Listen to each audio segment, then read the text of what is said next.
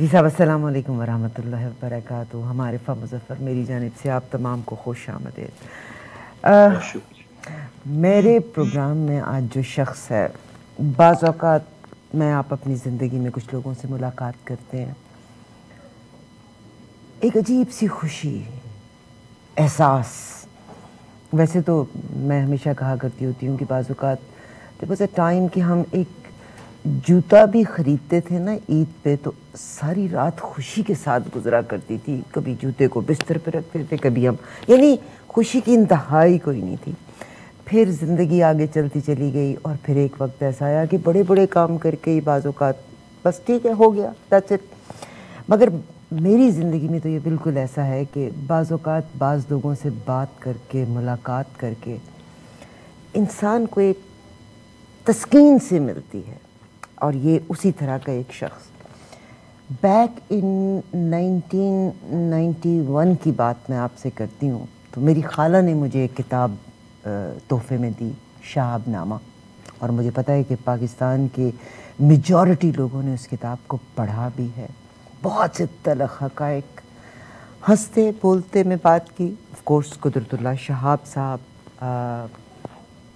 ہم تمام کے لیے، بہت سے لوگوں کے لیے موٹیویٹر بھی رہے، زندگی کا ایک آئیڈیل بھی رہے. دیکھیے آج کے دور میں جو پڑھائی ہے اور جو اس دور کی پڑھائی تھی، that was a quality education. اس زمانے میں گلگت میں پیدا ہوئے، کشمیر میں آپ نے اپنی تعلیم حاصل کی، پھر آگے انہوں نے آ کے سول سروسز کا، بڑے نامساعد حالات تھے مگر اس میں انہوں نے آگے پھر سول سروسز کا ایگزام دیا. اینڈ ہی واز، یعنی میں کہتی ہوں کہ خالی کوئی ایسا شخص ہوگا تو آپ پھر سول سروسز میں آتے ہیں. اس کے بعد پاکستان بننے کے بعد مختلف جو پولیٹیشنز تھے ان کے ساتھ بھی آپ نے کام کی. انہوں نے پھر اپنی پوری زندگی میں جو دیکھا تھا اس تمام کو سامنے رکھتے ہوئے آئی وڈ سے آٹوبایوگرافی اپنی ایک تحریر کی، شہاب نامہ کے نام سے. اور مجھے یقین ہے کہ پاکستان کی میجورٹی نے اس کتاب کو پڑھا تھا. یقیناً شہاب نامہ جو ان کی آٹوبایوگرافی ہے، ہنسنے ہنسانے تلخ تجربات کا ایک حیرت انگیز مجموعہ ہے، جس میں اس وقت کے حالات دیکھ کے انسان ہنستا بھی ہے، روتا بھی ہے، عجیب کشمکش میں بھی مبتلا ہوتا ہے. اور انہوں نے وہ جب کتاب لکھی تھی، پاسٹ اور اس زمانے کے پریزنٹ کو دیکھتے ہوئے پاکستان کے فیوچر کے بارے میں انہوں نے بات کی تھی. اس زمانے میں بھی چاہے وہ پولیٹیشنز تھے، چاہے وہ انگریز تھے، چاہے وہ بیوروکریٹس تھے، یا جو بھی سرکاری ملازمین تھے، اس زمانے میں بھی دھاندلیاں بھی تھیں، رشوت بھی تھی، یعنی اور لوگوں میں بے حسی بھی تھی. اچھا، اب یہ ساری بات جب میں نے آپ سے کی تو میں نے ایک ایسے شخص کا تذکرہ کیا جو میجورٹی آف پاکستانیز اس کو جانتے ہیں، اس کتاب کو پڑھا بھی ہے. ایک چیز میں اور ہمیشہ کہا کرتی ہوتی ہوں، میرے کسی بھی پروگرام کا مقصد ایکچولی میری روایات کی ترویج ہے. اور میں اس چیز پہ بلیو کرتی ہوں کہ جب ماں اور باپ بہترین تربیت کرتے ہیں اپنے بچوں کی، چاہے وہ بیٹیاں ہوں چاہے وہ بیٹے ہوں، ہماری تو بیٹیاں بھی بیٹے ہوتے ہیں، تو وہ مستقبل میں جا کے وہ جس گود میں پرورش پائی ہوتی ہے، یقیناً وہ انداز ان کی شخصیت میں جھلکتا ضرور ہے. وہ نیپولین نے کہا تھا نا کہ تم مجھے اچھی مائیں دو، پڑھی لکھی مائیں دو، تمہیں میں بہترین نسل دوں گا. تو اگر ماں اور باپ کی تربیت بہترین ہو تو مجھے یقین ہے کہ ہمارے بچے بہترین مستقبل کے اشخاص ہوں گے. اچھا، اب یہ سب کچھ بتانے کے بعد اس وقت جو میرا مہمان ہے میں اس کو متعارف کرانا چاہتی ہوں. جناب قدرت اللہ شہاب صاحب کی بیٹی کے بیٹے، کیا کہیں گے اس کو، نواسے، ایگزیکٹلی، ڈاکٹر سمیع اللہ ملک صاحب. ڈاکٹر صاحب کے بارے میں جب میں بات کرتی ہوں تو ڈاکٹر صاحب آپ نے پاکستان سے اپنی تعلیم کو مکمل کیا، انجینئرنگ یونیورسٹی انجینئرنگ کی، اس کے بعد آپ امریکہ آئے، ماسٹرز کیا، یہاں آنے کے بعد پھر آپ نے ڈاکٹریٹ کیا سول انجینئر کے طور پہ ہی، اور پھر ایک عرصہ تک امریکہ میں اپنی خدمات دیں. مگر وراثت میں ان کو وہ تحریر کا فن ملا تھا. آپ لکھتے بہت خوبصورت ہیں. بٹر ٹروتھ کے نام سے آپ کی یہ ویب سائٹ ہے, آئیے آ کے دیکھیے. نہ صرف پوری دنیا کے مختلف اخباروں میں آپ کے آرٹیکلس لکھے جاتے ہیں. بے شمار لوگ آپ کے فالورز ہیں, پڑھتے ہیں ان آرٹیکلس کو. اس کے علاوہ تھنک ٹینکس جو کہ اس وقت کو دیکھتے ہوئے آنے والے وقت کے بارے میں بات کرتے ہیں, کچھ ایک تھنک ٹینکس کے بھی آپ حصہ ہیں. تو میں انہی کے اچھا مزے کی بات یہ ہے کہ امریکہ میں ایک زندگی کا حصہ بتانے کے بعد آپ پھر اس کے بعد انگلینڈ چلے گئے. ماشاءاللہ دامیں درمیں اور سخنیں ہر طریقے سے مدد کرتے ہیں. یعنی آپ بہت بڑے ڈونر بھی ہیں ہر لحاظ سے. اللہ نے بڑا کرم کیا, بے شمار کتابیں لکھی. I was looking at around 38 کے قریب کتابیں لکھی ہیں. اور ایک چیز میں بڑی امپریس ہوئی آپ سے, آپ نے دین کے بارے میں اور دین کے بارے میں جو انسان قرآن پاک کو سمجھتا ہے, سمجھنے کے بعد لکھتا ہے, that makes a huge difference. اب آپ برطانیہ میں تقریباً پچھلے 35 سال سے مقیم ہیں, اور برطانیہ میں انسپیٹ کے نام سے ایک تھنک ٹینک ہے, اس سے منسلک ہے. ابھی آج ہی مجھے پتہ چلا لیسا ایک تھنک ٹینک ہے, آپ اس کے ساتھ بھی منسلک ہے. میں انہی سے بات کراؤں گی. بے شمار ٹیلی ویژن پروگرامز پہ آتے ہیں, انٹرنیشنل بہترین الجزیرہ کے ساتھ بھی آپ منسلک ہیں. ایون جاپان میں بھی آپ کے آرٹیکلز اخباروں کے بیچ میں شائع ہوتے ہیں. اور بہرحال میں اس وقت ملاقات کروانا چاہتی ہوں ڈاکٹر سمیع اللہ ملک صاحب سے. I feel so good and I feel blessed to have him with me. Doctor صاحب السلام علیکم. وعلیکم السلام ورحمۃ اللہ وبرکاتہ. ڈاکٹر صاحب, میں نے ہمیشہ اس بات کے بارے میں کہا کہ ایک بچہ جس کو ماں اور باپ کی بہترین تربیت حاصل ہو, مگر ماں اور باپ کی تربیت کے ساتھ ساتھ آپ کی تربیت میں جناب قدرت اللہ شہاب صاحب کا بھی رول ہے. تھوڑی سی ہم اس کے بارے میں پہلے آج بات کر لیں. اعوذ باللہ السمیع العلیم من الشیطان الرجیم. بسم اللہ الرحمن الرحیم. رب اشرح لی صدری یسر لی امری واحلل عقدۃ من لسانی یفقہوا قولی. ربنا تقبل منا انک انت السمیع العلیم. آمین یا رب العالمین. آمین.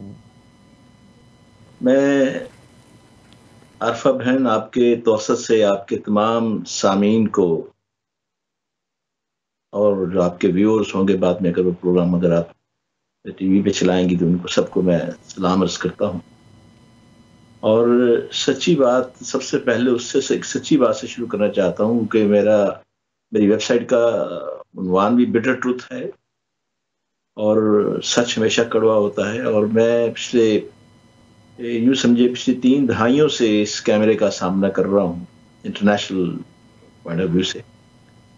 لیکن جس طرح آج آپ نے میرا تعارف کروایا ہے, یقین کیجئے گھڑوں پانی مجھ پہ پڑ گیا ہے, اور مجھے سمجھ نہیں آ رہی کہ میں کس طرح اپنے آپ کو شرابور ہونے سے بچاتا. آپ نے ساری وہ باتیں کہہ دیں جن کو بہت سے لوگوں کو پتہ نہیں تھا. اور میں حیران ہوں کہ آپ کی پہلے تو آپ کی اس جو آپ نے ڈگ آؤٹ کیا میرے بارے میں, حالانکہ میں نے کبھی بھی کسی سے نہیں بتایا, کوئی اپنی ویب سائٹ پہ ذکر نہیں کیا, کسی مضمون میں بھولے سے ذکر نہیں کیا.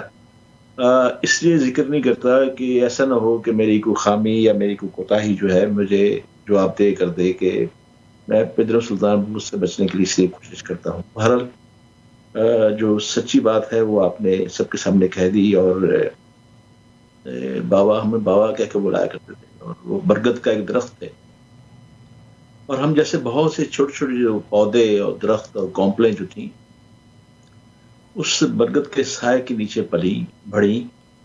انہوں نے کمال شفقت سے ہماری آبیاری بھی کی, اور کبھی کسی کو محسوس نہیں ہونے دیا کہ اس وقت یہ شخص جو ہے متحدہ پاکستان کا چیف سیکرٹری ہے. یعنی سول بیوروکریسی میں سب سے بڑا عہدہ اس کے پاس ہے. نو ڈاؤٹ میں یہ سمجھتا ہوں کہ لوگوں نے جس طرح آپ نے فرمایا کہ شہاب نامہ پڑھ لیا, شہاب نامے کے اندر جو چیزیں ہیں وہ انہوں نے پڑھ لی, تو میں تو آپ کے ساتھ اپنی بہن کے ساتھ وہ چیزیں شیئر کروں گا جو کہ شہاب نامے میں ان کی کتاب ماں میں یا دوسری جو ان کی درجن بھر کتابیں ان میں نہ چیزیں ہوں. سر میں ابھی آپ نے ایک لفظ استعمال کیا تھا کومپل کا, اور اس برگد کے درخت کے نیچے. ہم تو نیچے پودے ہیں, دور پڑے ہوئے نکلے ہوئے پودے ہیں, آپ تو اس درخت کی ایک کومپل ہیں, اور یقیناً جو آپ جانتے ہیں وہ کوئی بھی نہیں جانتا ہوگا. وہ متحدہ پاکستان کے چیف سیکرٹری تھے اور عہدے کے لحاظ سے سب سے بڑا عہدہ ان کے پاس تھا. لیکن اب آپ یہ دیکھیے کہ جب وہ اس دنیا سے رخصت ہوئے تو ساری دنیا کے اندر کہیں بھی ان کے پاس آدھا مرلہ زمین بھی نہیں تھی جس پہ ان کا اپنا گھر ہوتا. اور آپ اس سے بھی زیادہ سنگین بات میں آپ سے کرنے لگا وہ یہ ہے کہ ان کے پاس اپنے تدفین کے پیسے بھی نہیں تھے, کفن کے بھی پیسے ان کے پاس اپنے نہیں تھے. وہ سب کچھ اپنی زندگی میں وہ یعنی وہ سمجھتے تھے کہ میرے پاس جو کچھ بھی ہے یہ اللہ کا ہے, اور میں اللہ کے ہاں جو ہے اپنا میں جو کر رہا ہوں اللہ کے ہاں جا کے کروں, اللہ کے جا کے اس سے اللہ سے حساب لوں گا. اور وہ اکثر مجھے کہا کرتے تھے کہ دیکھو میرا نام بھی, کیونکہ میرے سارے خاندان میں اللہ نام بہت چلتا ہے, میرے والد صاحب بھی حبیب اللہ, میں سمیع اللہ, سارے یعنی ہمارے سب کے نام کے ساتھ اللہ چلتا ہے. اور مجھے بتایا جاتا ہے کہ جب میں پیدا ہوا تو میرے والد مرحوم جو تھے وہ سید طاللہ شاہ بخاری رحم اللہ, جو کہ بر صغیر کے بہت بڑے روحانی اور سیاسی لیڈر تھے, ختم نبوت ان کا ایک بہت بڑا کام ہے, بڑا ہاتھ ہے ان کا. اور میرے والد صاحب ان کے مریدوں میں سے تھے, بہت محبت کرنے والے میں سے تھے. اور میری والدہ کیونکہ ہجرت پاکستان کرتے ہوئے بہت دکھ صدمہ سہ کے آ چکی تھی پاکستان کے اندر, اور ایک کمرے کا مکان کرائے کا ہمارے پاس موجود تھا جس میں میری پیدائش ہوئی. اور دوسرا جو چھوٹا سا کمرہ تھا اس میں شاہ صاحب تشریف لائے ہوئے تھے. شاہ صاحب میری پیدائش سے 2 دن پہلے تشریف لے آئے, اور مجھے یہ بتایا گیا کہ جب میں رمضان میں پیدا ہوا تھا اور سحری سے 2 گھنٹے پہلے میری پیدائش ہوئی تو مجھے تولیے میں لپیٹ کے شاہ صاحب کی گود میں رکھ دیا گیا, اور شاہ صاحب نے کمال محبت سے میرے کان میں اذان بھی دی, مجھے گڑتی میں شہد دیا گیا, اپنی زبان چسائی انہوں نے. تو بعد میں بہرحال وہ روزہ رکھنا تھا, روزہ رکھا انہوں نے. تو اس طرح میرا نام بھی سب نے مل کے تجویز کیا, اور کہا کہ وہ کیا جائے. تو شاہ صاحب کے مشورے سے بابا نے اور والد صاحب نے سب نے میرا نام جو ہے سمیع اللہ رکھا, اور اس کی نام کی وجہ تسمیہ یہ بتائی کہ یہ جب 2 اللہ کے نام اکٹھے ہو جائیں تو اسم اعظم بن جاتا ہے. اور میں پتہ نہیں اس اسم اعظم کی برکات تو یقیناً ہیں, میں بحیثیت مسلمان اس بات کو جانتا ہوں. 10 سال سے زیادہ خانہ کعبہ کے اندر بھی کام کرنے کا موقع ملا, خانہ کعبہ کی تزئین و آرائش کا بھی موقع ملا. اور آج جو دنیا جن پتھروں پہ چل کے طواف کرتی ہے خانہ کعبہ کے اندر, وہ جو پتھر جو آپ کے پاؤں کے بوسے لیتے ہیں, سارے کا سارا پتھر مجھے لگانے کا شرف حاصل ہوا ہے. سبحان اللہ. اچھا. اور خانہ کعبہ کے اندر بھی مجھے جانے کا اتفاق ہوا, وہاں بھی ہم نے 47 دن مسلسل دن رات کام کر کے خانہ کعبہ کے اندر itself جو چورس خانہ کعبہ ہے اس کی میں بات کر رہا ہوں. جی جی. تو وہ ایک ویسا کام تھا کہ جہاں میں سوچ نہیں سکتا تھا کہ میں کبھی کبھی اپنے دوران ملازمت سوچا کرتا تھا کہ میرے سامنے دنیا بھر کے بادشاہ اور صدر مملکت اور بڑی سیلیبریٹیز جاتی ہیں اندر, اور میں کام کرنے کے باوجود میں دور سے دیکھتا تھا اور اللہ سے کہتا تھا کاش کوئی ایسا موقع مجھے بھی مل جائے. سبحان. اور میں چاہتا ہوں کہ اللہ کیونکہ میرا نام بھی سمیع اللہ ہے, اور اللہ سب کی سننے والا, اللہ کی سننے والا, اللہ نے میری بھی سنی, اور اللہ تعالیٰ نے پھر وہیں سے ایک ایسا پروجیکٹ نکالا کہ مجھے 47 دن شب روز خانہ کعبے کے اندر بھی کام کرنے کا موقع ملا الحمدللہ. اور مجھے پھر وہیں پہ جب عربی سیکھنے کا موقع ملا اور میں ام القرآن میں گیا تو ام القرآن مجھے دارالفتہ میں مجھے جب مفتی کی ڈگری مل گئی تو میرا عالم یہ ہے کہ میں جب قرآن پڑھتا ہوں اس وقت تو مجھے قرآن کا مفہوم ہر روز ایک نئی روشنی کے ساتھ مجھے محصول ہوتا ہے, اور میں خود اس کو اپنی ذات کو بڑا قصوروار سمجھتا ہوں. Professionally you are a civil engineer now and you did doctorate in that. By profession میں سول انجینئر ہوں, اور میں نے جب اپنے لاہور سے جب میں نے ڈگری لی تو میں گولڈ میڈلسٹ تھا, اور اس کے بعد میں MIT میں آیا. MIT میں when I did MSc in structure تو I was the third one in South Asia, اور جب میں نے PhD کی تو I was the first one in South Asia who did the PhD in structure. ماشاءاللہ. اس کے بعد پھر ایک امریکن کمپنی تھی, بین الاقوامی کمپنی اب بھی ہے, اور میں نے اس میں ملازمت اختیار کی اور پھر 35 سال میں ان کے ساتھ ہی کام کیا. تو I was the first Asian اور مسلم، جو کہ اس کا ڈائریکٹر بھی بنا، اور پھر ڈائریکٹر بننے کے بعد آج بھی ان کا ٹیکنیکل ایڈوائزر بھی ہوں. اور یہ بہت کم امریکنز بھی ہیں جن کو یہ اسٹیٹس ملا ہے وہاں پہ اس فرم کے اندر. اور جب میں نے وہ کمپنی جوائن کی تھی تو وہ دنیا کی 7ویں بڑی کمپنی تھی، اور آج وہ دنیا کی 2ری بڑی کمپنی. اسی سلسلے میں بہت سے پروجیکٹس ہیں، لیکن وہ شاید کبھی کسی اور موقع پہ ڈسکس کر لیے جائیں گے. لیکن بابا کی بات آپ جب شروع کی تو میں نے اس سے عرض کرنا چاہتا ہوں کہ جب میں کبھی ان کی زندگی پہ نظر ڈالتا ہوں تو میں بعض کا بہت خوش بھی ہوتا ہوں، اور اس سے میں بہت انسپائر بھی ہوں ان کی بہت سی باتوں سے، ان کی پرورش کا طریقہ کار سے بھی. اور مجھے وہ جس طرح وہ کہانیوں میں مجھے وہ صحابہ کی کہانیاں اور کبھی جنگوں کی کہانیاں اور جسے سمجھاتے تھے، تو وہ مجھے آج بھی زبانی یاد ہیں، ازبر یاد ہیں. اور یقین کیجئے کہ میں نے ان کہانیوں کو اپنے بچوں کو سنایا، پھر اپنے پوتوں پوتیوں کو سنایا. مطلب الحمدللہ. اور میں اس معاملے میں ایسا سٹوری میکر ہوں جو کہ میں ایک نسلوں کی سٹوری لے کے چل رہا ہوں، ساتھ ساتھ ان کو سناتا ہوں. اور لیکن یہ مجھے کبھی جب بابا کو میں جب یاد کرتا ہوں تو مجھے ایک کربی کا قطعہ یاد آ جاتا ہے. اگر آپ اجازت دیں تو میں سنا دوں آپ کو. جی سر پلیز. وہ ہے کہ من طلبنی وجدنی، من وجدنی عرفنی، من عرفنی احبنی، من احبنی اشکنی. عشق نہیں لو قتلتا ہوں لازم قتلتا ہوں، بعد قتلتا ہوں لازم دیتا ہوں، وہ انا دیت ہوں. اس کا مطلب یہ ہے کہ جس طرح اسلام کے اندر تعزیر کا ایک قانون ہے، اسے دیت کہا جاتا ہے کہ ناک کے بدلے ناک، کان کے بدلے کان، اور آنکھ کے بدلے آنکھ. تو اس میں اس کو ذرا ذہن میں رکھیے گا. تو آدمی اللہ تعالیٰ خطاب کر رہے ہیں، اللہ کہتے ہیں کہ جب آدمی مجھے ڈھونڈنے کی کوشش کرتا ہے تو پھر مجھے تلاش کرتا ہے. جب مجھے وہ تلاش کرتا ہے تو تلاش کرتے کرتے جب مجھے وہ پا لیتا ہے تو پھر وہ میری حقیقت جاننے کی کوشش کرتا ہے. اور جب وہ حقیقت جانتا ہے تو حقیقت جانتے جانتے مجھ سے محبت کرنے لگتا ہے، اور پھر یہ محبت کرتے کرتے مجھ سے پھر وہ عشق کرنے لگتا ہے. میری یہ سنت ہے کہ میں اپنے عاشق کو قتل کر دیتا ہوں، اور جب میں عاشق کو قتل کر دیتا ہوں تو پھر میرا بنایا ہوا تعزیر کا جو قانون ہے وہ مجھ پہ بھی لاگو ہو جاتا ہے. اس کا جو دیت مجھ پہ لازم ہو جاتی ہے، اس کی دیت پھر میں خود ہوں. یعنی جب یہ چیز سامنے آ جائے، جب آدمی اپنے اللہ کو اس طرح پہچان لے کہ وہ دیکھے کہ میری اللہ سے ملاقات ہوتی ہے. یہ نماز کیا ہے؟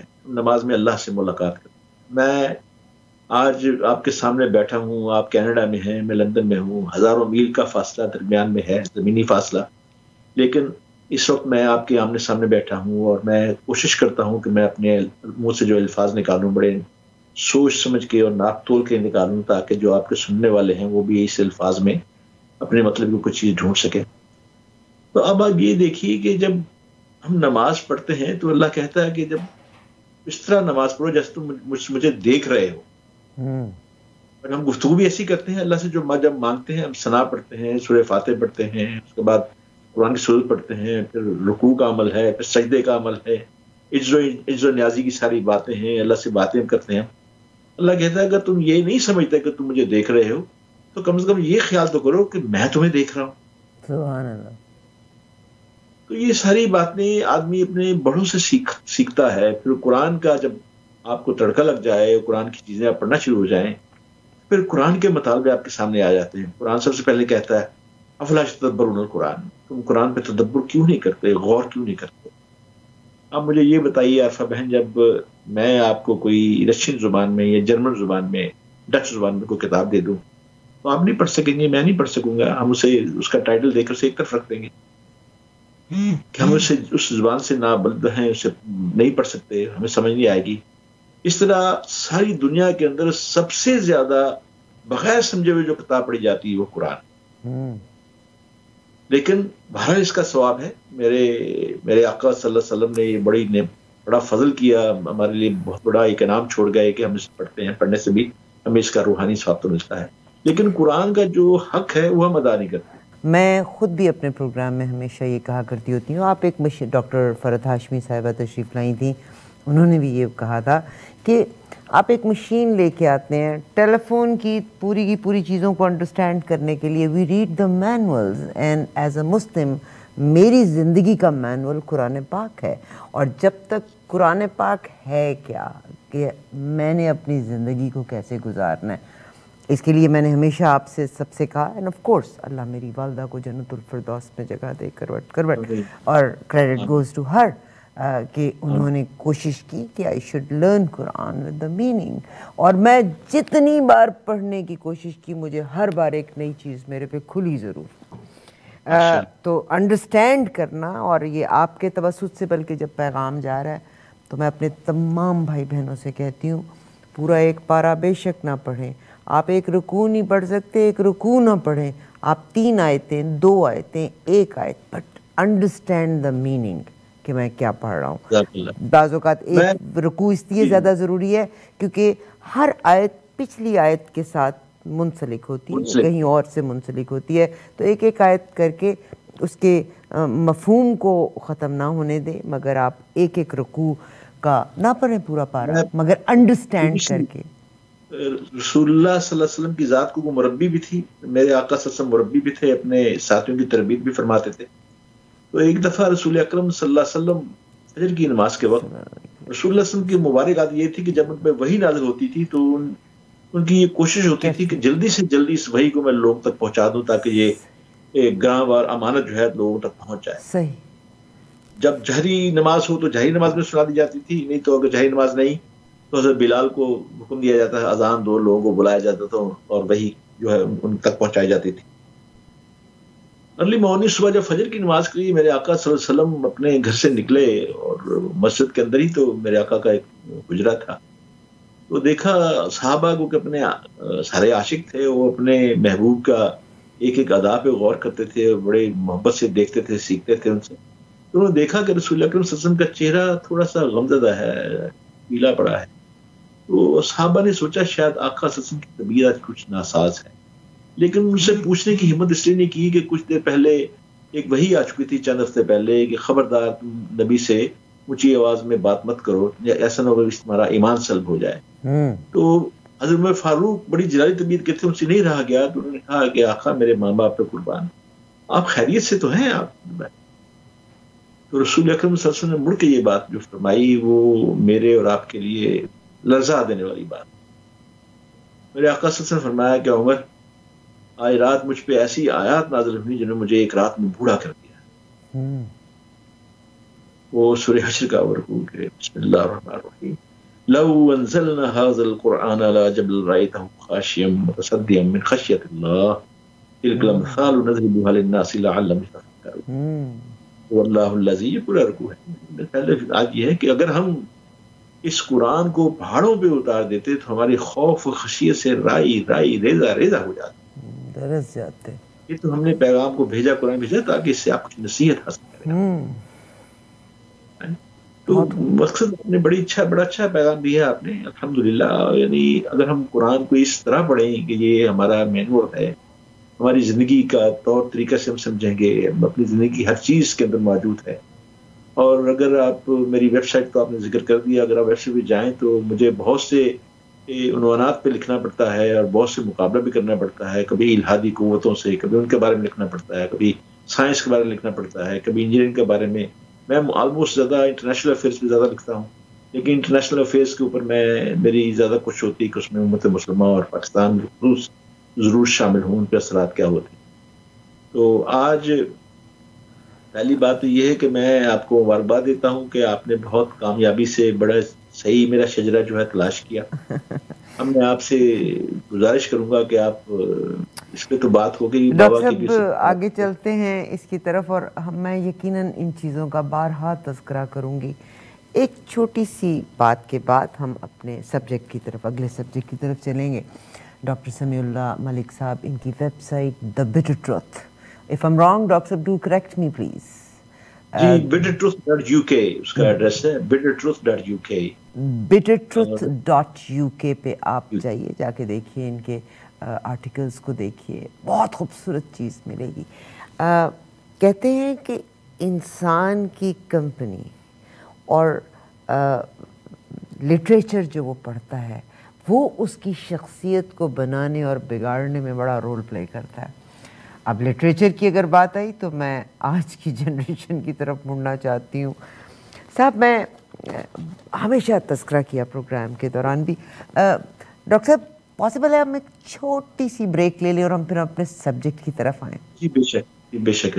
Thank you. ایک چھوٹی سی بریک، میرے ساتھ رہیے، واپس آتے ہیں. جی صاحب ایک بار پھر سے خوش آمدید کہنا چاہتی ہوں. ڈاکٹر سمیع اللہ ملک صاحب میرے ساتھ ہیں. بہت خوبصورت دکھتے ہیں. ان کی ویب سائٹ bittertruth.uk کے نام سے ہے. آئیے آگے پڑھیے بھی لیٹسٹ آرٹیکلز جو لکھتے ہیں وہ اس کے لحاظ سے. اٹس جسٹ اے کوئنسیڈنس کہ قرآن پاک کا تذکرہ ہوا. میری زندگی کا لایا عمل، ضابطۂ حیات میری زندگی کا. وقت کے ساتھ ساتھ چیزیں بدلتی چلی گئیں. ایک میں تو خیر بڑے عرصے سے اس لفظ کو استعمال کر رہی ہوں کہ یہ جو واٹس ایپ بیڑا غرق، لوگ خود سے تحریریں بدل کے، ایون لوگ دے پٹ ورڈز ان یور ماؤتھ، یعنی آپ کی لپ ریڈ بھی اسی کے مطابق ہوتی ہے جو الفاظ آپ کے منہ میں ڈال دیے جاتے ہیں. And this is all camera tricks and this is all technology. Doctor صاحب یہ جو دماغوں کو بدلنے کی یہ لیٹسٹ ٹیکنالوجی ہے، تھوڑی اس کے بارے میں، ففتھ جنریشن وارفیئر کے بارے میں کچھ ہمیں ایجوکیٹ کریں گے آپ؟ بہت شکریہ. آپ نے ایک سوال تک چھوٹا کیا لیکن اس کا اپنے کوزے میں یعنی بند کیا ہے. اس کے جواب بہت بڑا جواب اس کا ہے. میں کوشش کروں گا کہ میں پہلے بریف کر دوں آپ کو ففتھ وار جنریشن کے بارے میں، اس کے بعد پھر ہم آہستہ آہستہ اس کے تمام جو مضمرات ہیں اس پہ بات کریں گے، اور یہ کہاں سے شروع ہوئی، کیسے شروع ہوئی، اس پہ بھی بات کر لیں گے تاکہ لوگوں کو یہ پتہ چل سکے کہ بھی آخر یہ ففتھ ہے، اس سے پہلے فرسٹ، سیکنڈ، تھرڈ، فورتھ وہ کیا تھیں، کب تھیں، کیا تھا اس میں، تاکہ اس کا سیکوینس جو ہے تیار ہو سکے. میں سب سے پہلے آپ سے یہ گزارش کرنا چاہوں گا عارفہ بہن کہ ففتھ جنریشن وار کو جاننے کے لیے وار اور جنگ کے درمیان جو لطیف سا فرق ہے اس کو سمجھنا پہلی سیڑھی. میں پھر سے اس کو دہرا دوں، وار اور جنگ کے درمیان فرق کو سمجھنا پہلی سیڑھی ہے. اس کے لیے ریاست میں میرے جیسا نالائق بندہ تو کیونکہ میں تو اس کا لوگوں تک پہنچا رہی ہوں، بٹ عام طور پہ دیکھا جائے تو ایک بندہ جو اس پہ بات پہ نہیں یقین کرنا چاہتا، سٹبن ہے، وہ کہے گا جنگ کو انگریزی میں وار کہتے ہیں. نہیں ایسی بات نہیں. میں ابھی اس فرق آپ کے سامنے رکھوں گا تو پھر آپ سمجھ جائیں گے میں نے کیوں کہا. میں نے ففتھ یعنی جنریشن وار کے بارے میں جنریشن وار کی بات کر رہا ہوں. اچھا جی سر. اور اس وار اور جنگ کے درمیان فرق کو سمجھنا پہلی سیڑھی ہے. جی سر. ان ریاست میں فرسٹریشن پیدا کرنے سے اس کا آغاز کیا جاتا ہے، پھر مختلف ذرائع سے امیون سسٹم کو کمزور کرنا اس میں شامل ہوتا ہے. اس کا کامیاب تجربہ جو ہے افریقی ممالک میں اور ساؤتھ ایشیا کے ممالک میں کیا جا چکا ہے. اب اس میں مزید جدت پیدا کر کے اسے پاکستان میں متعارف کروایا گیا ہے. وہ کیا ہے اس میں جدت، وہ بھی آپ کے سامنے میں رکھتا ہوں. بس اس میں سائبر اٹیک بھی اس میں شامل کر لیے گئے ہیں، آئی ٹی اٹیکس ہیں، اس میں ویب سائٹ کی ہیکنگ ہے، اور جیسے ابھی آپ نے بتایا کہ ڈس انفو لیب جو ہے پکڑی گئی ہے ہندوستان کی، جس میں اس نے تقریباً کو 733 ویب سائٹ جعلی فیک بنا رکھی تھی. اس نے درجن سے زیادہ تھنک ٹینک بنا رکھے تھے. اس نے 2 درجن سے زیادہ جو تھیں وہ مختلف تنظیمیں بنا رکھی تھی، جو کہ پوری دنیا کے اندر ان کا ایک عالمی نیٹ ورک تھا. ہندوستان کے این جی اوز بنا رکھی تھی جو یو این او میں جا کے اپنے پریزنٹیشنز دیتی رہی. اور ابھی یہ بھی اسی وار ہی کا حصہ ہے. یعنی ابھی دیکھیں اب جنگ تو نہیں ہماری ہو رہی، لیکن یہ وار کا حصہ ہے جس کی طرف میں نے اشارہ کیا. In other words brain washing. جی ہاں. اس کے بعد یہ ہے کہ پھر ملکوں کے، اپنے دشمن ملکوں کی جو قومی ویب سائٹس ہیں ان کو ہیک کرنے کی کوشش کی جاتی. اس لیے انہیں ہیک کرنے کی کوشش کی جاتی ہے کہ اس میں اپنی مرضی کی تبدیلیاں پیدا کی جا سکیں. ہیک اس لیے نہیں کی جاتا کہ اسکرین سے ہٹا دیا جائے، اس کے ڈیٹا کے اندر گھس کے اس کے ڈیٹا کے اندر جو ہے دراڑیں پیدا کی جاتی. ایسی منظم طور پہ اپلیکیشن ایسی بن چکی ہیں اور ایسے ان پہ کام لیا جاتا ہے. اب آپ دیکھیں کہ الحمدللہ پاکستان کی جو نادرا کی جو ویب سائٹ ہے وہ ڈیٹا کے حساب سے دنیا کی سب سے بڑی ویب سائٹ ہے، اور اس پہ روزانہ کے حساب سے کئی ہیکرز جو ہے وہ کام کر رہے ہیں اسے ہیک کیا جائے.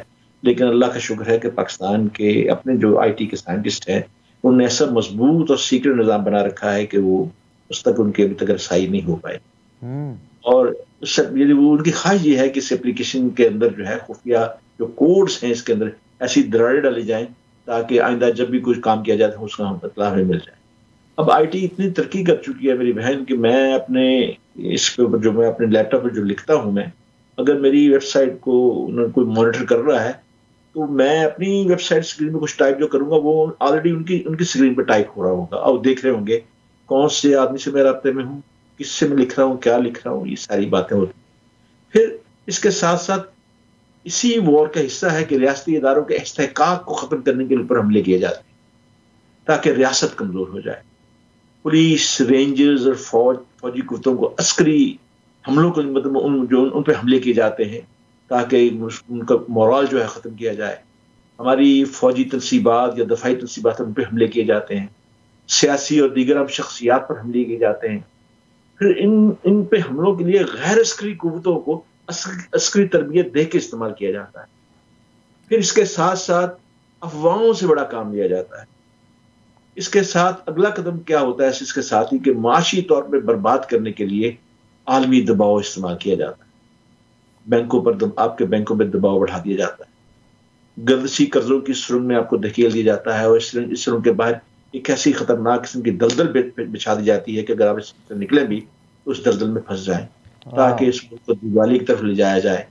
لیکن الحمدللہ میں آپ کو بڑے تفاخر سے یہ بات کہہ رہا ہوں اللہ کی دی ہوئی توفیق سے کہ پاکستان اس تمام مشکلات سے موجوداتی طور پر نکل رہا ہے. میں یہ نہیں کہہ رہا کہ پوری طرح نکل گیا ہے، نکل رہا ہے. اب آپ یہ دیکھیں کہ ملک پر عالمی ناروا پابندی کے لیے کتنی کوششیں ہوئی. فیٹف کو میدان میں لایا گیا، پھر میڈیا کو یعنی استعمال کیا جاتا ہے، یہ اس کا سب بڑا ہاتھ ہے. اور یہ میڈیا کا جو سلسلہ مشرف کے زمانے میں شروع ہوا تھا. اگر آپ کو یاد ہو تو مشرف کے زمانے میں درجنوں ہمارے جو چینل تھے مشروم کی طرح اگائے، لائسنس دیے گئے، بلایا گیا. ان کے پیچھے کام تھا، ان کے کیا کام لینا ہے. اب آئیے میں آپ کو اس جنریشن کے جن وار کے حصے آپ کو بتاتا ہوں. اب جو جس طرح آپ نے فرمایا کہ فرسٹ جنریشن وار میں جو 17ویں صدی میں شروع ہوئی تھی اور یہ 19ویں صدی تک جاری رہی، 200 سال 2 صدیاں یہ جاری رہا فرسٹ جنریشن وار. اس میں طاقت کا مطلب تھا کہ بڑی فوج ہو، فری انڈسٹریل وار ہو، آمنے سامنے انسان جو ہے اپنے گھوڑوں سے، نیزوں سے، تلواروں پر مبنی جو ہے وہ جنگیں ہوتی تھیں، آمنے سامنے ہوتی تھی. پھر آہستہ آہستہ جدید جنگ کی طرف اس کا رخ موڑ دیا گیا. پھر آپ دیکھیں کہ 30 سال تک یہ جنگ ہوئی، جس میں 1618 سے لے کے 1648 تک، یعنی عیسائیوں کو 2 فرقوں کیتھولک اور پروٹسٹنٹ میں لڑائی شروع ہوئی، جنگ ہوئی. اور آپ کو یاد ہوگا کہ 1948 میں 30 سال کے بعد امن کا معاہدہ عمل میں آیا. لیکن جب امن کا معاہدہ عمل میں آیا تو اس وقت تک 80 لاکھ افراد مارے گئے اور 2 کروڑ سے زیادہ لوگ جو تھے وہ اپاہج ہو گئے تھے اس 30 سال کی جنگوں میں. اور اسی فرسٹ جنریشن وار میں خود مختار ریاستوں کا تصور عمل میں آیا. یورپ کی کئی ریاستیں تاراج کر دی گئیں، کئی نسلیں نابود ہو گئیں اور ہزاروں کنبے ایک دوسرے سے الگ کر دیے گئے. مخلوط معاشرے کے جو تھے وجود وہ عمل میں آنا شروع ہو گئے. مخلوط معاشرے، کسی جرمن نے برٹش سے شادی کر لی، کسی برٹش نے اسکینڈینیوین لڑکی سے شادی کر لی. یہ اس طرح کے کنبوں میں جو کنبوں آپس میں کنبے بنے ہوئے تھے، قبیلے بنے ہوئے تھے، خاندان بنے ہوئے تھے، ان کو توڑ دیا گیا، ٹوٹ گئے وہ. سیکنڈ وار جنریشن جو تھی وہ 19ویں صدی میں یعنی 1850 کے بعد شروع ہوئی. آج بھی بہت کم لیکن یہ ماڈل زیر استعمال ہے. اب اس میں سیکنڈ جنریشن وار میں کیا ہوا کہ مورچوں میں بیٹھ کے جنگ کرنی شروع کر دی گئی. مورچوں میں بیٹھنے کے لیے کیا ہوا کہ جو گنز تھیں وہ میگزین والی گنز آ گئیں، وہ پرانی توڑے دار بندوقیں جو ختم کر دی گئیں. پھر مشین گنیں آ گئیں، توپیں آ گئیں، ٹینکس آ گئے، جنگی جہازوں کی تباہ کاریوں کا آغاز ہو گیا. اور اسی دور میں آپ دیکھیں کہ 28 جولائی 1914 کو یہ دنیا جو ہے پہلی عالمی جنگ میں کود پڑی، فرسٹ ورلڈ وار میں کود گئی. اور 11 نومبر 1918 کو ختم ہونے تک 2 کروڑ سے زائد افراد اس کا شکار ہو چکے اور اتنے شدید زخمی ہوئے. اور آپ سن کے یہ حیران ہوں گی کہ آدھے زخمی جو تھے عمر بھر کے لیے معذور ہو گئے. جب معذور ہو جائیں تو وہ کتنا بڑا بوجھ بن جاتے ہیں ریاست کے اوپر، ملک کے اوپر، کنبوں کے لیے. اس جنگ میں ایک نیا یورپ اور نئی خلیجی ممالک اور نیا روس وجود میں آیا. لیکن مسلمانوں کا سب سے بڑا نقصان یہ ہوا کہ مسلمانوں کی خلافت عثمانی کا خاتمہ ہو. اس زمانے کی وہ خلافت عثمانیہ جو کہ یورپی ممالک میں اپنے پھریرے لہراتی تھی، اور سلطنت عثمانیہ کا جو سورج جو یورپ تک طلوع ہوتا تھا اس کا سورج غروب کر دیا گیا۔ اب تیزی سے آئیے تھرڈ وار جنریشن میں۔ اب اس جنگ میں، اس تھرڈ وار جنریشن میں جنگ کے انداز بدل دی گئے، زیادہ فوج کے ساتھ اسلحے کی بہتات لازمی قرار دے دی گئی۔ اب آٹومیٹک اسلحے کے ساتھ ساتھ فضائی جنگوں کے ساتھ پوری نیوی کا وجود بھی آ گیا، اور سمندروں پر غلبے کی کشمکش شروع ہو گئی، سمندر پر غلبہ کرنے کا ایک جنگ شروع کر دی گئی۔ اور آپ حیران ہوں گے کہ ہٹلر نے روایتی جنگ سے ہٹ کر پہلی دفعہ ٹینکس استعمال کیے، اور یہ اس وقت ٹینک کو میدان میں لایا گیا اس جنگ کے اندر، اور اس میں جو نقصان ہوا اس کو میں بعد میں بتاؤں گا، وہ بھی آپ کو بتاتا ہوں۔ لیکن فورتھ جنریشن وار میں داخل ہوتے ہی جنگوں کی جو جدید حکمت عملی تھی اس کو فوقیت دی جانے لگی، کیونکہ یہ پہلی جنگوں سے جو سبق سیکھتے تھے وہ آئندہ اپنے آنے میں اس میں اپنے تجربے میں شامل کر دیتے تھے، کیونکہ انہیں پتا ہے کہ اگر غلط حکمت عملی، اگر آپ کے پاس ہو، چاہے آپ کے پاس بہت اسلحہ ہو، بہت فوج ہو، آپ کے پاس بہت سے اور سامان بھی موجود ہو، لیکن یہ ہے کہ غلط حکمت عملی سے آپ شکست کھا جاتے ہیں، اور شکست کے بعد بلکہ ایسے معاملے میں نہ صرف شکست ہوتی ہے بلکہ بہت بڑا نقصان ہوتا ہے، اور پھر لمحوں نے خطا کی صدیوں نے سزا پائی والا مسئلہ بن جاتا ہے۔ اور آپ یہ دیکھیں کہ اسی فورتھ جنریشن وار کے اندر ہی پہلی مرتبہ پیراٹروپس استعمال ہوئے، کمانڈوز استعمال ہوئے، جہازوں سے یعنی پیراشوٹ کے ذریعے فوج کو نیچے اتارنا، دشمن ملکوں میں محاذوں میں اتارنا، یہ پہلے نہیں تھا، اب یہ آسمان سے یہ آفت بھی بھیجی گئی مطلب ہے۔ پھر پراکسی وار کا استعمال بھی وہی شروع ہوا ہے۔ اب آپ دیکھیں جنگی ماہرین جو ہے نا وہ فورتھ جنریشن وار کو کہتے ہیں کہ 1979 کے بعد استعمال ہونے پالیسی بتاتے ہیں، لیکن یہ بات ٹھیک نہیں ہے۔ وہ کہتے ہیں کہ کیونکہ اس کا حتمی استعمال جو افغانستان میں جاری رہنے والی 10 سالہ جنگ میں آپ دیکھ سکتے ہیں، جو 1979 سے لے کے 1989 تک، یعنی سوویت یونین، اور جب افغانستان میں آ گیا تھا سوویت یونین، آپ کو یاد ہوگا کہ یہ دنیا جو تھی دو بڑی قوتوں کے اندر سپر پاور میں تقسیم تھی، اور روس، سوویت یونین، اس وقت روس تو نہیں تھا، سوویت یونین تھا، اس سے یہ غلطی اس نے جب جارحیت کی افغانستان کے اندر، تو 10 سال کی جنگ کے اندر جو اس کا حشر ہے وہ آپ جانتے ہیں۔ لیکن میں پھر دوبارہ اپنی اس بات کو دہرانے کے لیے، تاکہ آپ کے جو سامعین ہیں اور ناظرین ہیں ان کی اطلاع کے لیے، میں اس کو بات کو سوال تشنیع نہ رہ جائے، میں آپ سے کرنا چاہتا ہوں کہ امن کا خواب یہ زیادہ دیر قائم نہیں رہا فرسٹ ورلڈ وار کے بعد، اور 1941 میں دوسری عالمی جنگ کا دنیا شکار ہو گئی، اور جو 4 سال تک رہی، 1945 میں اس جنگ کا خاتمہ ہوا۔ بلکہ بعض جنگی محققین اور تجزیہ نگار کے مطابق یہ ففتھ وار جنریشن کا آغاز اسی جنگ میں شروع ہوا تھا۔ حالانکہ میں اس کا یہ آپ سے آگے کروں گا جو کہ اسے جوڑے گی، اس کو پتہ چل جائے۔ اس جنگ میں یورپ اور اس کے اتحادوں نے پہلی دفعہ ریڈیو اور لاؤڈ سپیکر اخبارات کو اپنے بھرپور پروپیگنڈے کے لیے استعمال کیا، یعنی پروپیگنڈا وار پہلی دفعہ شروع ہوئی سیکنڈ ورلڈ وار کے بعد اس کے درمیان۔ اور دوسری طرف آپ جرمنی کے جو ایک تاریخی کردار ہے جنرل گوبلز، اس کے کردار کو بھی جانتے ہیں کہ اس نے جنگی پروپیگنڈے میں تواتر کے ساتھ اس قدر مضبوط جھوٹ پالیسی کا سہارا لیا کہ لوگوں کو سچ محسوس ہونا شروع ہو گیا، اور اس کی اس جھوٹ کی پالیسی نے یورپی افواج کو بہت شدید نقصان پہنچایا۔ اس نے اس سے بڑا فائدہ اٹھایا اس میں جھوٹ سے۔ یہ پروپیگنڈا وار تھی جو کہ بیسکلی مطلب جس کی طرف میں لانا چاہتا ہوں آپ کو کہ پروپیگنڈا وار سے کس قدر زیادہ نقصان ہوتا ہے، جو کہ اب تو بڑے وسیع پیمانے پہ ہو رہی ہے، اور کیسے ہو رہی ہے اس کی بھی میں تشریح کر دوں آپ۔ اب اس میں ہوتا کیا ہے، اس پروپیگنڈا میں سب سے بڑا ہتھیار جو ہوتا ہے وہ عوام اور فوج کو ذہنی اعتبار سے دل برداشتہ ڈیمورلائز کرنا ہوتا ہے، تاکہ ان کو پھر یہ جب آدمی ڈیمورلائز ہوتا ہے تو پھر اس کو مغلوب ہونے میں بہت زیادہ دیر نہیں لگتی۔ اب آئیے چوتھی وار فیئر کی طرف، وار فیئر جنریشن، یہ 19ویں صدی میں، یہ اب تو 20ویں صدی ہم جا رہے ہیں، آشے 100 سال پہلے پچھلی صدی میں 19ویں صدی میں شروع، 21ویں صدی میں ہے نا ڈاکٹر صاحب؟ یہ اب 21ویں صدی میں ہے۔ 19ویں صدی میں یہ چوتھی وار فیئر شروع ہوئی، اور اس میں توپیں، جدید خطرناک لانگ ڈسٹینس آٹومیٹک ہتھیاروں کے ساتھ جنگی جہاز بھی شامل کر دیے گئے، بمبار شامل کر دیے گئے۔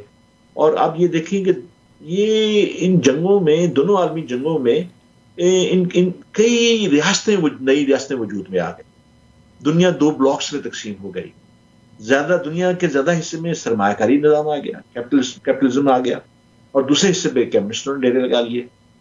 اب دنیا کے کسی بھی حصے میں ان دونوں چودھری کا توت ہی بول سکتا. آپ جانتی ہیں ان کی مرضی سے ان کے اتحادی ممالک نہ تو اپنی کاروباری، نہ معاشی، نہ خارجہ پالیسی ترتیب دے سکتے تھے. ہر کام میں ان دونوں ممالک کی، جو ان کے زیر اثر ممالک تھے، اپنے چودھریوں کی مرضی کے مطابق وہ اپنی پالیسی بناتے تھے. مجال نہیں تھی کہ کیپٹلسٹ ملکوں کے جو لوگ ہیں وہ کیپٹلسٹ ملکوں کے ساتھ تجارت کریں، نہ ان کو اجازت تھی، نہ سفر کی اجازت تھی. بہت سی ایسی چیزیں، بہت سی ایسی پابندیاں تھیں. یعنی دنیا کو دو حصوں میں مسلسل تقسیم کر دیا گیا تھا، انسانوں کو تقسیم کر دیا گیا، جو کہ ایک غیر فطری بات تھی. لیکن آپ یہ سن کے حیران ہوں گی کہ اب جو چیزیں سامنے آ رہی ہیں، اب پتہ چل رہا ہے کہ یہ دونوں بدماش قوتیں پیچھے سے ایک ہی تھی. انہوں نے یہ طے کر رکھا تھا کہ یہ میرا حصہ ہے، یہ تمہارا حصہ ہے، تم ادھر نہیں آؤ گے، تم میرے کام میں مداخلت نہیں کرو گے، میں تمہارے کام میں مداخلت نہیں کروں گا. اور ایسے ہی انہوں نے دنیا کو اپنا بیوقوف بنایا، اور اسی کھاتے میں یہ اپنا اسلحہ بیچ کے دنیا کی ملکوں کی جو ہے وہ دولت جو ہے اپنے خزانے میں سمیٹ رہے. لیکن یہ اس بات کو بتانے سے گریز کرتے ہیں کہ دوسری جنگ عظیم میں کتنا نقصان ہو. آپ دیکھیے کہ دوسری عالمی جنگ میں اب یہ ریکارڈ سامنے آ گیا ہے، 75 ملین لوگ مارے گئے، اس میں سے 20 ملین سے زیادہ فوجی تھے.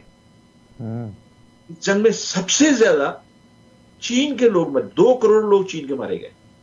یہ بتاتے نہیں ہیں لیکن تاریخ میں بتاتی اس بات میں. اور اس چین کے بعد سب سے زیادہ لوگ روس کے مارے گئے، روس کے 1 کروڑ 68 لاکھ لوگ مارے گئے. برطانیہ جہاں میں بیٹھا ہوں اس کے 3,84,000 افراد مارے گئے. امریکہ کے تقریباً 2,91,700 لوگ مارے گئے، اس سے زیادہ لوگ مارے گئے. اور جرمنی جو کہ اس جنگ میں ایک میجر پلیئر تھا، اس کی 76% افواج کا صفایا ہو گیا. سب سے بڑی فوج تھی یورپ کے اندر، اس دنیا کی بڑی فوجوں میں اس کی فوج تھی. 76% آبادی جو تھی اس کا صفایا ہو.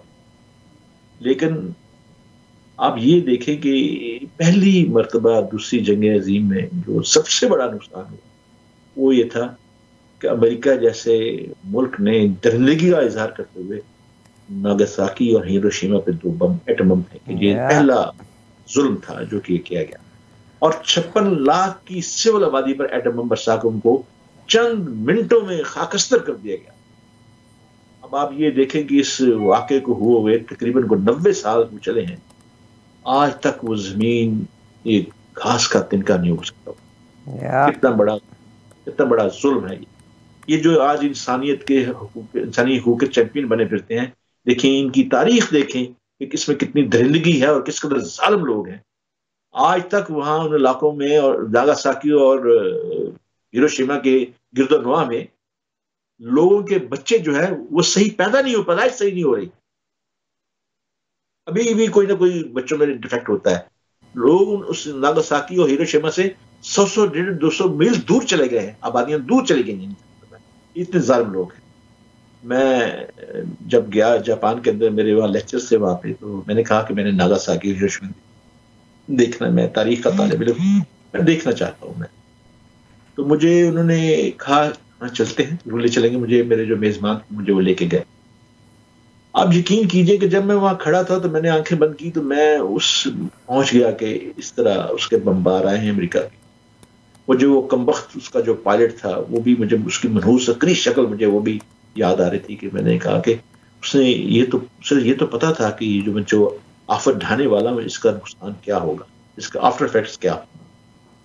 لیکن ان کے دل میں کبھی رحم نہیں آیا، آج بھی رحم نہیں آیا. آج بھی جاپان جو ہے اپنی پوری فوج نہیں رکھ رہا، آج بھی امریکہ کے وہ تابع ہے. انہوں نے پیکٹ کر لیا تھا نا. ہاں، اب دیکھیے یہ دوسری عالمی جنگ کے اختتام نے ساتھ ہی اس کے ساتھ، جب یہ جنگ ختم اس کے ساتھ ہی ایک اور جنگ شروع ہو گئی جسے زرد جنگ کا نام دیا جاتا ہے. یہ اچھا، اس زرد جنگ کیا ہے؟ یعنی اس میں پہلی دفعہ یورپ میں فری ریڈیو یا ریڈیو لبرٹی کے نام سے یعنی اس کا آغاز کیا گیا. 1949 میں اس ریڈیو کی یعنی ریڈیو پروپیگنڈا کی اس کی بنیاد رکھی گئی. اب جدید تحقیق جو ہمارے سامنے آ رہی ہے اس سے یہ بات اب سامنے آ گئی ہے کہ یقیناً دوسری عالمی جنگ کے آغاز اور اس کے شروع ہونے میں 4th وار جنریشن کا بھرپور استعمال تو ہوا، لیکن اس تھیوری کا بھرپور جائزہ لیتے ہوئے کئی بنیادی تبدیلیاں کرتے ہوئے انہوں نے 5th وار جنریشن کو شروع کیا. انیشیٹ ہو گئی تھی. جی اس سے انتہائی خطرناک منصوبے اس کے اندر رکھے گئے یعنی بہترین جدید اسلحے کے ساتھ تجربہ کار فوج ہونی چاہیے، بہترین منصوبہ بندی ہونی چاہیے، پھر سائیکالوجیکل وار پروپیگنڈے کے لیے الیکٹرانک اور پریس میڈیا میں اپنے ایجنٹوں یعنی ففتھ کالمسٹوں کی تحریروں کو کھلے عام چھٹی دے دی جائے، میڈیا کے اوپر ان کو عام اجازت دے دی جائے تاکہ وہ نوجوان نسل کو وہ جو ہے وہ گمراہ کر سکے، ان کو ان کی اپنی تاریخ سے دور کر سکے. اور یہ کام ہمارے ہاں شروع ہے پاکستان کے اندر. میں آپ کو اس کی ایک مثال بتاتا ہوں، آپ ششتر رہ جائیں گی. آپ دیکھیں کہ زرداری کے زمانے میں جبکہ افغان امریکہ کی وار چل رہی تھی اور بڑی شدت سے تھی، ہمیں ہر روز جو ہے ڈو مور کا جو ہے حکم صادر کیا جاتا تھا. اس زمانے میں ہلری کلنٹن جو تھی، یہ آپ کو پتا ہے کہ امریکہ کی خارجہ سیکرٹری تھی. اس زمانے میں ہلری کلنٹن جو تھی، اس نے باقاعدہ طور پہ پاکستان کے اندر صحافیوں سے ملاقات کی جس میں میں بھی موجود تھا. اور میں جب یعنی انہوں نے ہلری کلنٹن نے بڑی اوپنلی باتیں کی. انہوں نے کہا کہ یہ میں کیونکہ امریکن ہوں، ہمارا یہ حق ہے کہ ہم اپنے ملک کی سلامتی کے لیے، اپنے ملک کی گڈ ول کے لیے قدم اٹھائیں، اور ہم نے اپنے ملک امریکہ کے خلاف جو لوگوں کی بیجا نفرت ہے اس کو ختم کرنے کے لیے ہم نے طے کیا ہے کہ ہم مختلف ملکوں میں میڈیا کو استعمال کریں تاکہ ہم امریکہ کے چہرے کو دکھا سکیں. جب ہلری کلنٹن نے یہ بات کہی کہ میں امریکہ کے چہرے کو دکھا سکیں، تو جب سوال میں نے کہا کہ میں آپ سے ایک سوال کرنا چاہتا ہوں. ہاں کیجیے. میں نے کہا کہ میں نے بتایا، میں نے اپنا نام تن بد میں نے کہا کہ میں امریکہ میں پڑھا ہوں، میں نے امریکہ کی جو دنیا کی جو سب سے بڑی یونیورسٹی ہے اس کا میں طالب علم رہا ہوں، وہیں سے میں نے ہائیلی جو ڈگریز ہیں وہ میں نے لی ہے. میں نے امریکہ کو بہت قریب سے دیکھا. پھر میں نے دنیا کی جو سب سے بڑی کمپنی ہے امریکہ کی، اس کا میں نے نام لیا اس کا. میں نے کہا کہ اس کے اندر میں کام کر رہا ہوں اس وقت بھی میں، اور میں بڑی سینئر پوزیشن پہ ہوں. میں چاہتا ہوں کہ میں آپ کو امریکہ کا امریکہ کا روشن چہرہ آپ چاہتی ہیں دکھانا، تو میں بھی چاہتا ہوں کہ میں امریکہ کا روشن چہرہ میں بھی متعارف کرواؤں. میں نے کہا کہ میڈم مجھے یہ بتائیے کہ کیا وہ جو 3.5 کروڑ ریڈ انڈینز تھے جن کو آپ نے مار دیا، وہ آپ کے روشن چہرے کی بہترین مثال ہے یا کچھ اور بتایا جائے؟ میں نے کہا دور نہ جائیں، آپ نے جو قوانین آج بنا رکھے ہیں اس میں اب ایک گیز کا قانون ہے، ابارشن کا قانون ہے، یہ ساری چیزیں جو آپ کے جتنے بھی مذہبی فادرز ہیں، چرچ ہیں، وہ اس کے سخت خلاف ہے. کہتے ہیں یہ انسانیت کے خلاف حملے ہو رہے ہیں. تو کیا اسے امریکہ کا روشن چہرہ کہا جائے؟ میں نے کہا پھر مجھے یہ بتائیے کہ اس وقت امریکہ کے اندر ہر مہینے میں 3,500 لوگوں کو محض عیاشی کے لیے مار دیا جاتا ہے.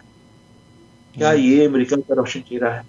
میں نے کہا یہ میں جو فگر اور فیکٹس آپ کو دوں گا یہ سارے نیو یارک ٹائمز کے ہیں، یہ ذہن میں رکھیے. میں اپنی طرف سے نہیں دے رہا، آج میرے ہاتھ میں یہ پڑا ہوا ہے. میرا اپنا ٹیلی فون تھا جس پہ ڈیٹا تھا نیو یارک ٹائم کی ویب سائٹ. میں نے کہا یہ میں آپ کو نیو یارک کی ویب سائٹ پہ دکھا رہا ہوں، اس کی ویب سائٹ سے میں پڑھ رہا ہوں. میں نے کہا مجھے یہ بتائیے کہ اس وقت جو ہے یعنی دنیا میں سب سے زیادہ طلاق کی ریشو 64.7% جو امریکہ میں ہے، کیا یہ امریکہ کا روشن چہرہ ہے؟ میں نے کہا مجھے یہ بتائیے کہ ایک بچے وہاں پہ گن کلچر فری ہے، اور ایک لڑکے نے جو جس کی عمر 13 سال ہے، اس نے اپنے باپ کی گن اٹھائی اور اسکول میں جا کے 26 بچوں کو مار دیا. اس سے پوچھا تم نے کیوں مارا؟ جیسے فن. میں نے کہا یہ روشن چہرہ ہے. میں نے کہا کہ امریکہ نے آج تک 38 ملکوں میں جارحیت کی، 38 ممالک میں جارحیت کی، اور 38 ممالک میں جارحیت کرنے کے بعد کہیں سے بھی وہ صحیح سلامت واپس نہیں آیا. کہیں جہازوں سے لٹک کے آیا، کہیں ہیلی کاپٹر سے لٹک کے آیا، کہیں سے وہ اس کے تابوت آئے، اور ہر طرف سے ذلت نے شکست کھائی. یہ کیا یہ آپ کا روشن چہرہ ہے؟ پھر مجھے یہ بتائیے کہ آپ کا یہ روشن چہرہ ہے کہ آپ نے عراق کو کئی صدیوں کی اس کی جو تہذیب تھی اس کو آپ نے ختم کر دیا اس شک کے اوپر کہ صدام کے پاس جو ہے وہ دنیا کو تباہ کرنے کے ہتھیار ہیں. میں نے کہا کہ پھر آپ ہی کے نمائندے نے، جو کہ فوج کا کمانڈر ان چیف بھی تھا، بعد میں وہ ڈیفینس منسٹر بھی بنا، اس نے یونو میں باقاعدہ جا کے معافی مانگی. اس نے کہا کہ ہم سے غلطی ہو گئی. میں نے کہا بتائیے اس سوری کے جواب میں کیا عراق کی جو صدیوں پرانی تہذیب تھی وہ واپس آ گئی؟ آپ نے عراق کو تباہ برباد کر کے رکھ دیا، کیا وہ واپس آ گئی؟ پھر میں نے کہا کہ مجھے آپ یہ بتائیے کہ آج 9/11 کے اوپر آپ کے 13 تھنک ٹینکس جو ہیں وہ شک کا اظہار کر رہے ہیں. اور سارے کے سارے جو تھنک ٹینکس ہیں وہ سب سے بڑے تھنک ٹینکس ہیں امریکہ کے اندر. تو میں نے کہا وہ کہتے ہیں کہ جن کے اوپر آپ یہ الزام سونپ رہی ہیں وہ تو اس اہل ہی نہیں، وہ تو اس قابل تھے ہی نہیں، ان کے پاس ایسی ٹیکنالوجی تھی ہی نہیں کہ وہ اس 9/11 والا ذکر کر سکتے. تو کیا یہ آپ کا روشن چہرہ ہے؟ میں نے کہا میں اس کا جواب دے دیجئے، اگر آپ اس کا جواب دے دیں تو پھر میں آپ کو اس سے زیادہ اور آپ کے روشن چہرے کی مثالیں آپ کو دکھاؤں. کیا جواب دیا انہوں نے؟ کچھ نہیں، جسٹ اسمائل. اس نے کہا کہ آپ بڑے لٹریری آدمی لگتے ہیں. مطلب آئی نو. اس نے کہا کہ مجھے آپ کے کچھ مضامین ملتے ہیں، میں آپ کے مضامین پڑھتی ہوں، مجھے پتا ہے، اور میرا خیال ہے کہ ہم آپ جیسے لوگوں کو بڑا کلوزلی واچ کرتے ہیں ڈاکٹر صاحب. یہ ہاں مجھے پتا ہے کہ میرے کس ملک میں کس ترجمے کر کے مضامین پڑھے جاتے ہیں. بہرحال مجھے انہوں نے کہا کہ بات یہ ہے. پھر وہیں جب میں نے انہیں خریدا تو مجھے وہاں پتا چلا، انہوں نے کہا کہ ہم نے فیصلہ کیا ہے کہ ہم پاکستان کے اندر پاکستان کے میڈیا کو امریکہ کی چہرے کو جو دور کرنے کے لیے، امریکہ کے بارے میں جو فالس اور ملائشیس پروپیگنڈا ہو رہا ہے اس کو دور کرنے کے لیے ہم نے فیصلہ کیا ہے کہ ہم پاکستانی میڈیا کو $44 ملین دیں گے، $44 ملین دیں گے. یہ اس نے پاکستان کی دھرتی پہ بیٹھ کے. And that is part of the 5th generation warfare. Doctor صاحب آپ ہی کے توسط سے میں یہ بتانا چاہتی ہوں، ایک ریڈیو پروگرام ہوتا تھا مشل کے نام سے، پاکستان کے بہترین جرنلسٹ بہترین تنخواہوں کے ساتھ وہاں کام کرتے تھے. and nobody knew کہ what they are doing. and that radio program was supported by American Congress. جیسے بھی ڈاکٹر صاحب نے اس کو بتایا کہ ان کی ہلری کلنٹن صاحبہ سے جب پریس کانفرنس میں ملاقات ہوئی، and that's what they were spending to brainwash our people against our army and then against other things, just to demoralize us. میں جیسے آپ سے کہا کہ پھر اس کو جدید اپنی حکمت علی سائنس میں تبدیلیاں کی گئیں. اب میں آپ سے ایک اور بات بھی بتاؤں کہ جو اب 5th وار جنریشن میں نا وار تھیٹر جو ہے یہ ڈٹرمن نہیں ہوتا ہے، طے نہیں کیا جاتا اس کا میدان جنگ کیا ہے. پہلے فوج ایک دوسرے کے سامنے آ کے جنگ کرتی تھی اب دشمن کو دیکھے بغیر جنگ جاری. جس میں ٹیررسٹ آپ کے ملک میں بھیج دیے جاتے ہیں. ابھی ہمارے پاکستان میں جو بلوچستان کا واقعہ ہوا ہے اور خطرناک بات ہے. دوسرے لفظ میں یہ ہے کہ پہلے وار آف نیریٹو یعنی بیانے کی جنگ شروع کی جاتی ہے، اس سے آغاز ہوتا ہے. پھر کیا ہوتا ہے کہ اب اسلحہ اور آپ کے میزائل ایسے آگے نشانہ سیٹ کر کے اسے تباہی کا سندیشہ دے کے روانہ کر دیا جاتا ہے، اور چند منٹوں میں ہنستی بستی دنیا زندگی کا نام و نشان ختم کرنے کی ڈرونز آج گھروں میں موجود ہے. اب قصر سفید کے جو فرائض جتنے بھی ہیں، میں وائٹ ہاؤس کے جو مکینوں کو میں قصر سفید کے فرائض کہتا ہوں، فرعون کہتا ہوں. انہوں نے اب جنگ کی ایک نئی اصطلاح ایجاد کر دیا، پری ایمپٹیو. یعنی ہمیں اگر شک ہو کہ یہاں پہ حملہ کرے گا، میں پہلے اسے حملہ کر کے تباہ کر دیں. اب آپ یہ دیکھیے کہ انہوں نے پری ایمپٹیو کے نام پہ کتنے بڑے ظلم کیے ہیں. عراق میں کیا کیا ہے، لیبیا میں کیا کیا ہے.